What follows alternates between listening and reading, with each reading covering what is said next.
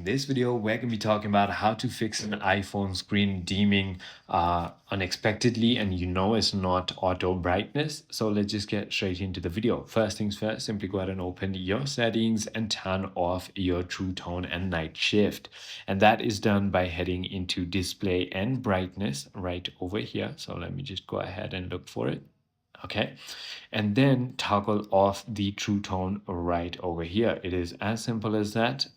When you go ahead and turn that off, it could go ahead and fix it. If it doesn't fix it yet, simply head into settings, head into your battery, and make sure that your low power mode is also turned off.